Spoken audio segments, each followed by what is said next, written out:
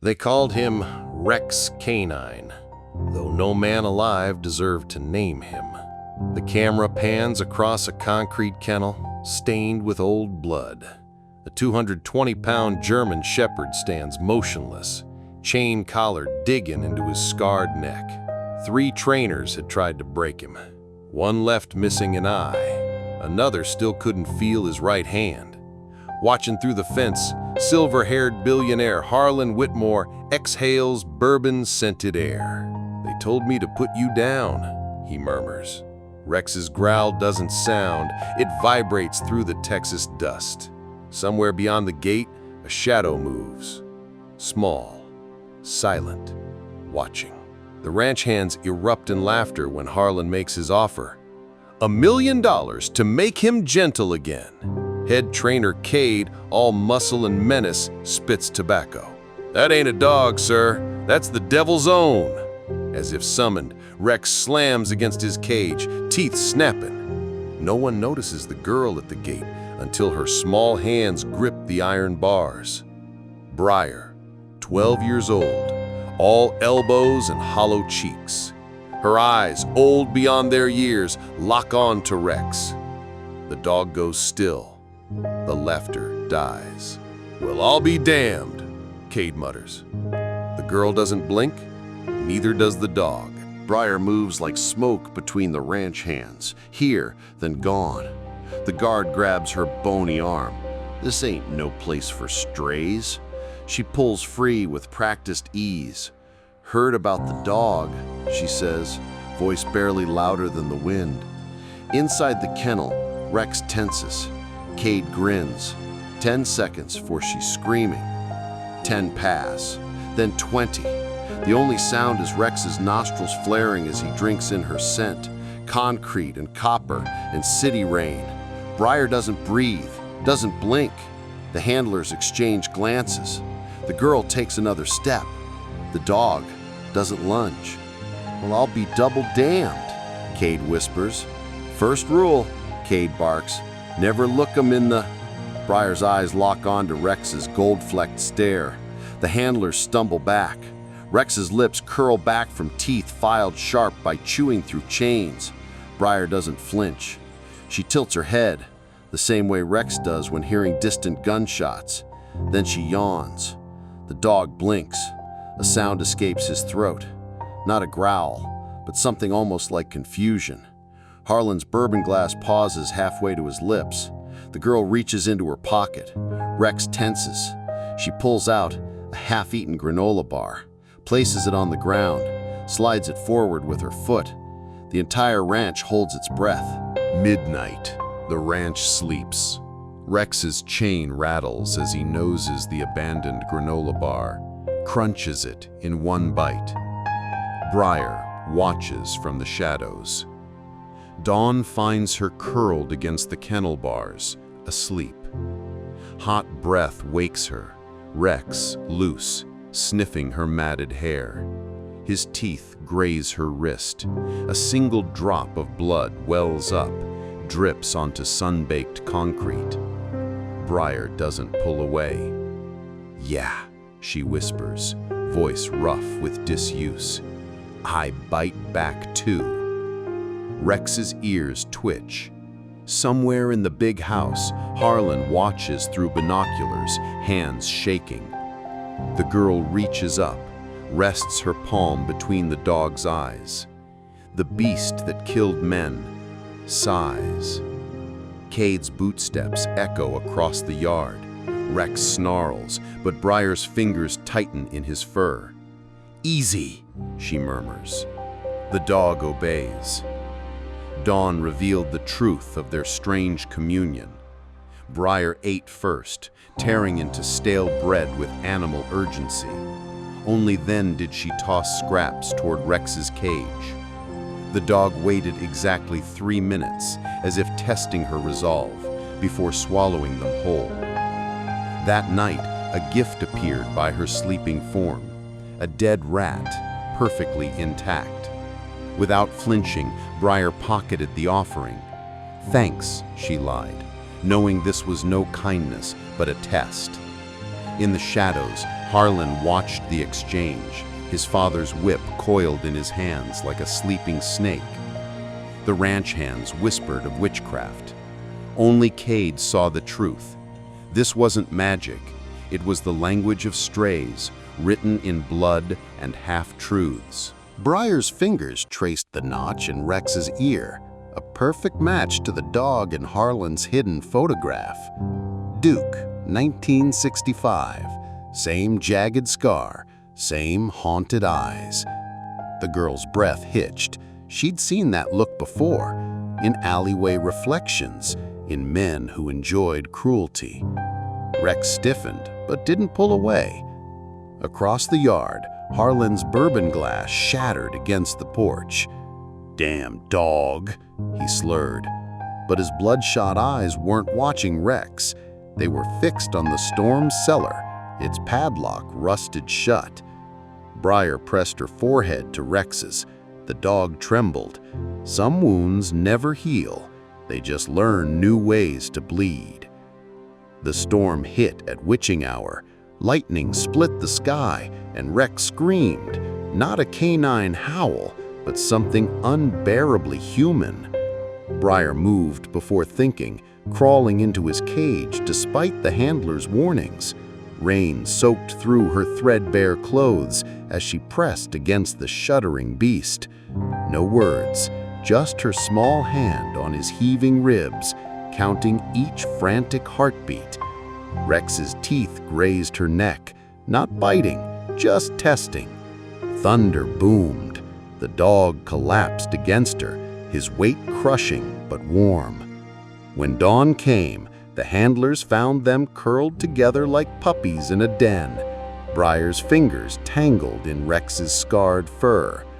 Harlan observed from the porch, his father's whip now clutched like a rosary. "Christ have mercy," he whispered to the empty bottle in his hand.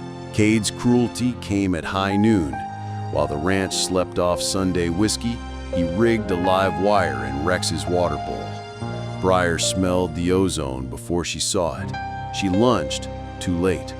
Rex's muzzle dipped, the snap hiss of electricity, a feral snarl. Briar tackled the dog mid-lunge, her arm burning where the current caught them both.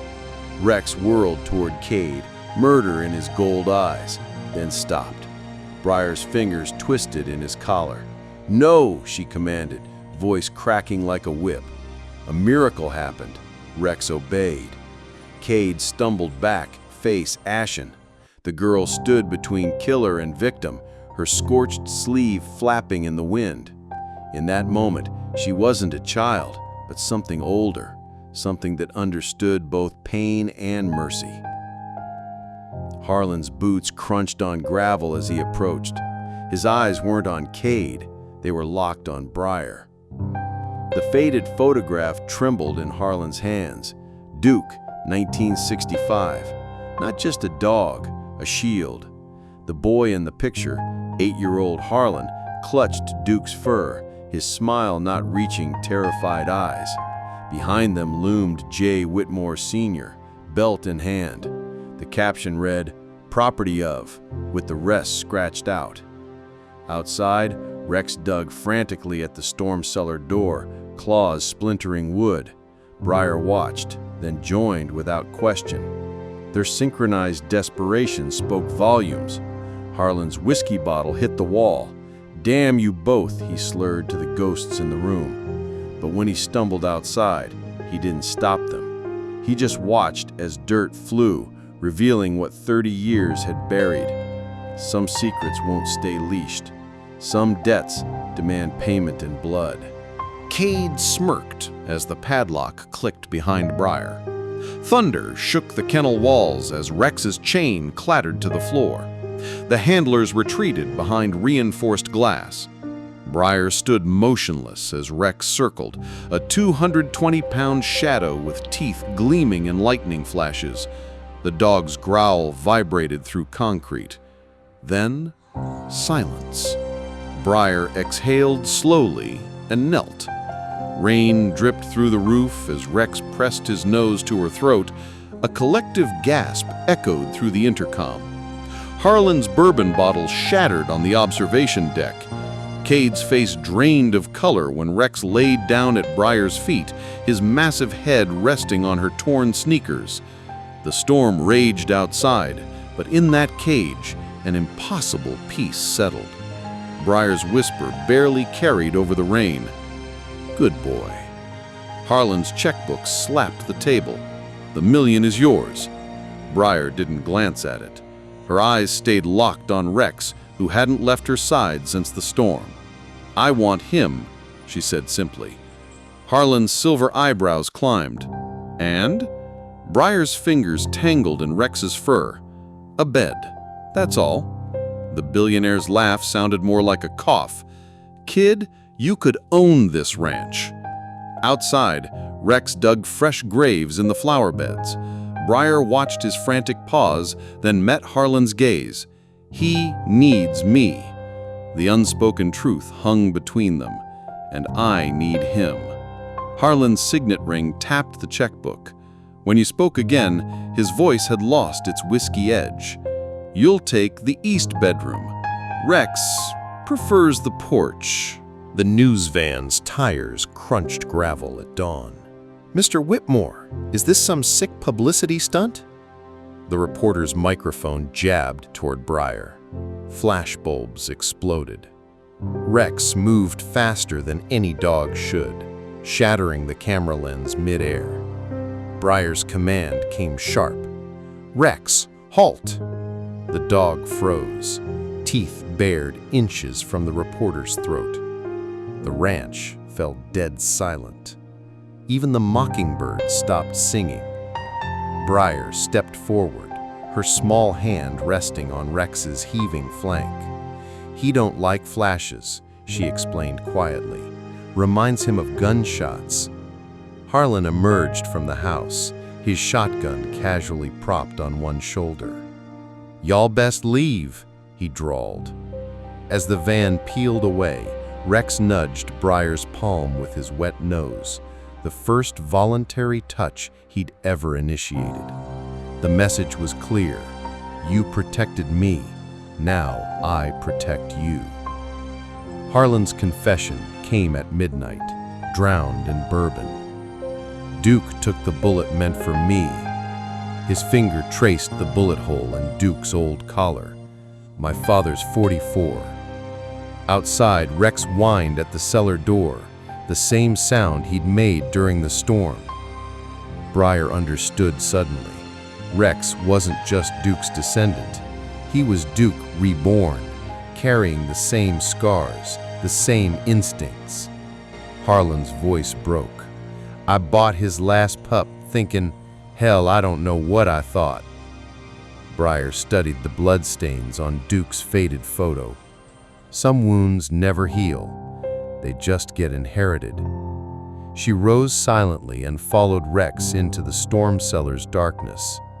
The truth waited below, wrapped in burlap and bone. Morning light found them at the ranch's edge. Briar, Rex, and Harlan standing before the unmarked grave they'd uncovered. Rex sniffed the freshly turned earth, then howled. Not the storm scream, but something cleaner. Briar's fingers dug into his fur. Harlan removed his hat. Should have done this 30 years ago. He placed Duke's chewed tennis ball on the mound. Rex whimpered, then pressed his forehead to the dirt. Briar didn't cry. She just knelt and began replanting the wildflowers Rex had dug up. Somewhere behind them, Cade watched from the barn shadows. The shotgun clicked as Harlan turned. "Problem, son?" Cade vanished like morning mist. Rex licked Briar's cheek, the first kiss he'd ever given. The past was buried. The future stretched before them, bright and terrifying. Breakfast at Whitmore Ranch had new rules. Briar ate first at the oak table, Rex's chin resting on her knee.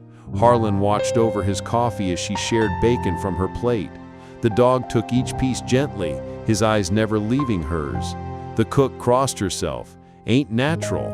Harlan's chuckle surprised everyone. Neither's a 12-year-old taming the devil's hound. Outside, Rex herded Briar toward the stables, his massive body blocking the storm cellar's path. Some memories should stay buried. In the hayloft, Briar discovered Rex's hidden cache: 3 stolen gloves, a shiny sheriff's badge, and Duke's rotted leash. She pocketed the badge and buried the leash beneath the oldest oak. Rex approved with a soft woof. Some rituals needed updating, others belonged to ghosts. 3:17 a.m. The scream ripped through the ranch house. Harlan arrived first, shotgun loaded. Briar already had her arms around Rex's thrashing form. "Easy, boy," she murmured into his twitching ear. The dog jerked awake, teeth snapping at shadows. Briar didn't flinch. She hummed, the same tuneless lullaby she'd used in alleys. Slowly, Rex's panting slowed. His golden eyes found hers in the dark. Understanding passed between them. Harlan lowered the shotgun. "He'd dream of the cellar?" Briar shook her head. "The gunshots." She didn't explain how she knew. She didn't need to. Rex nosed her hand until she resumed stroking his fur. Harlan retreated, but not before leaving his father's whip on the porch railing. Some demons needed more than bourbon to drown. Dawn found them curled together on the kitchen floor, girl and dog keeping each other's nightmares at bay. The black Cadillac crunched gravel at noon. Jay Whitmore Sr. stepped out, cane tapping, his ice-blue eyes scanning the ranch. Rex exploded from the porch, barking for the first time in months. Briar grabbed his collar just as the old man smirked. "Still keeping vicious things, boy." Harlan's knuckles whitened on his shotgun. Rex strained forward, a guttural snarl building in his chest. Briar didn't restrain him.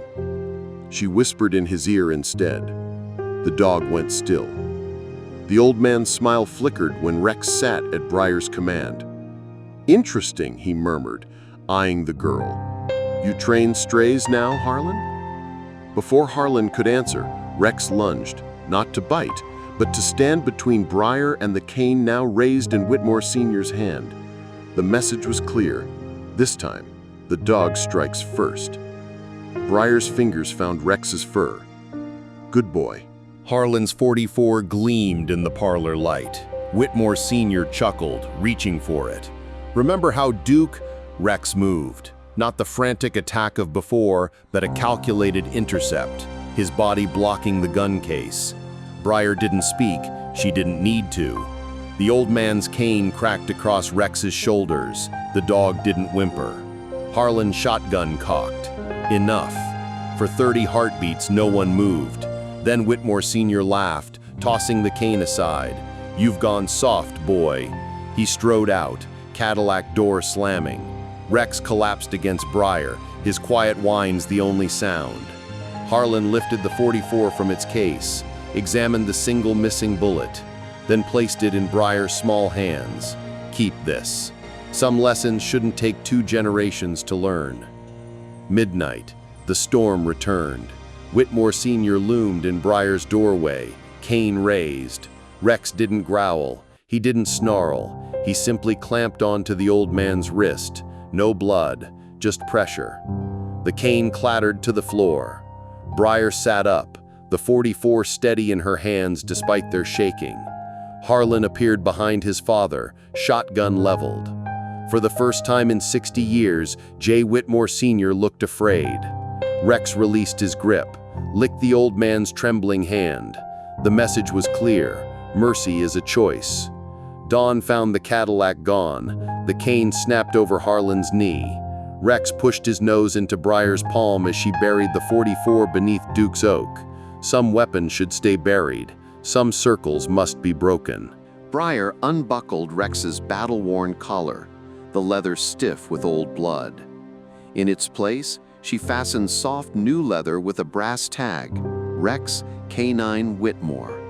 The dog stood unnaturally still, as if afraid to move. Harlan cleared his throat. Duke never wore one after, Briar ignored him, pressing her forehead to Rex's. The dog exhaled sharply, then licked her cheek, his first voluntary kiss. That night, Rex didn't chew the collar off. He slept with it on, paws twitching through dreams of chasing rabbits, not ghosts. In the barn, Cade watched through cracked boards, his hands tightening around Duke's old whip. Some symbols cut deeper than teeth. Briar lifted the rusted padlock, Rex panting at her side. The cellar exhaled decades of decay, wet earth, and something metallic. Harlan's flashlight trembled across buried horrors. A rotted dog bed, Duke's chewed rope toy, and worst of all, 4 shallow grooves in the dirt floor where claws had scrabbled for escape.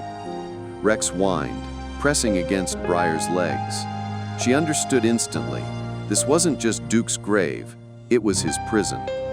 Harlan collapsed to his knees, bourbon bottle shattering. I was just a boy. I didn't know how to save him. Briar didn't speak. She knelt beside the grooves, placing Rex's paw over them. His whimper said everything. Outside, thunder rumbled, but the real storm had passed. Some doors should stay open, so ghosts can leave. Rex refused the plush dog bed, pacing until he collapsed across Briar's doorway, a living barricade. She didn't scold him.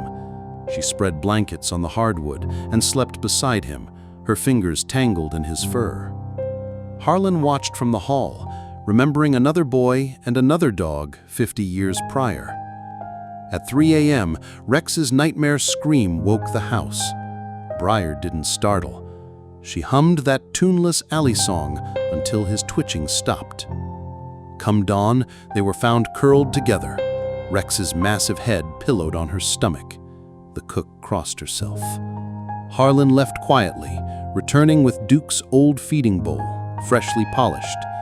He placed it beside Rex without a word. Some rituals must continue, others must be reinvented. The bowl remained empty. Rex would only eat from Briar's hand now. The envelope slid under Harlan's door. Canine aging analysis, 12 years minimum. His coffee stilled mid-sip. Rex was the same age as Briar, the same age Duke had been when? The math chilled him. In the yard, Briar brushed Rex's scarred coat, whispering nonsense words. The dog leaned into her touch, his gold eyes half-lidded. Harlan crushed the letter. Some truths changed nothing. Some changed everything. That night he didn't drink. He sat on the porch instead, watching Briar teach Rex to shake hands. The dog obeyed clumsily, knocking over the water bowl. Briar's laughter rang out, the first pure sound the ranch had heard in decades. Harlan's eyes burned. He turned away, but not before Rex nudged his knee with a wet nose. An offering, a truce. Rex dug frantically beneath the oldest oak, dirt flying between his paws. Briar knelt, brushing away soil to reveal Duke's rusted tags and a child's marble. Harlan staggered back. I buried that. I was 8. Rex dropped the marble into Briar's palm, his tail wagging for the first time. She held it to the light. Inside swirled blue and gold, like Rex's eyes. Harlan's voice broke. Duke found it the day before. Briar pocketed the marble and hugged Rex's neck. The dog licked Harlan's trembling hand. 3 generations stood under that oak. Past, present, and something new. Later, Briar would place the marble on Duke's grave. Rex would watch silently, then lead her away. Some gifts aren't meant to stay buried. Some circles must be completed. The skinny kid couldn't have been older than Briar. He peered through the ranch gates, eyes wide at the massive dog. Rex growled low, then stopped at Briar's touch. He bite? The boy asked. Briar shrugged. Only folks who deserve it. Harlan watched from the porch as Briar shared her apple with the stranger. Rex sniffed the boy's pockets, then dropped a stick at his feet. An invitation. By dusk, the boy was gone, but something had shifted. That night, Rex didn't guard Briar's door. He slept at the foot of her bed, his dreams quiet. Harlan left a second apple on the kitchen table. Some chains break slowly, others snap at the lightest touch. The next morning, fresh footprints circled the storm cellar. Someone else remembered. The boy returned at week's end, bruised cheek barely hidden. Your dog really kill people? Briar glanced at Rex, who watched the boy with unnerving focus. He protects, she corrected. Harlan appeared silently, shotgun loose in his grip. The boy flinched. Rex whined, nudging Briar's hand. She understood. You got someone needs protectin'? The boy's nod was barely perceptible. Harlan exhaled sharply, memories flashing. Another boy, another dog, another father's rage. Without a word, he tossed his truck keys to Briar. Take Rex. Bring him back safe. The boy stopped trembling when Rex leaned against his legs. As the truck rumbled away, Harlan poured out his bourbon. Some lessons must be taught, others must be lived. That night, 3 new place settings appeared at dinner. Rex approved with a soft woof. The ranch had grown. Rex ignored the barking stray, his attention fixed on Briar. She knelt, pressing her forehead to his. Good boy. The dog licked her scarred arm, the one he'd marked that first day. Harlan watched from the porch, Duke's old leash in his hands. With a deep breath, he tossed it into the burn barrel. The flames leaped hungrily. Rex didn't react. He simply followed Briar inside, his new collar gleaming. That night, the last nightmare came. Rex jerked awake to find Briar already holding him, the boy asleep at their feet. No one screamed, no one ran. Come dawn, the storm cellar stood open, sunlight pouring onto clean earth. Some ghosts don't haunt forever. Some just want to be remembered. The shattered frame had been repaired with glue and stubbornness. Harlan adjusted it carefully. Briar, Rex, and the boy smiling on the porch steps. Duke's old photo now sat beside it, the bullet hole visible, but no longer dominant. Rex sniffed both frames, then licked Harlan's hand. The man didn't pull away. In the yard, Briar taught the boy how to hold his palm flat for treats. Rex obeyed perfectly, though his eyes laughed. That night, 4 plates clinked to dinner. 4 beds were slept in. 4 hearts beat in the old ranch house, not whole, but healing. As the moon rose, Rex checked each room, his collar jingling softly. Some houses hold horrors, others make families from the pieces left behind. Midnight, the full moon silvered the ranch.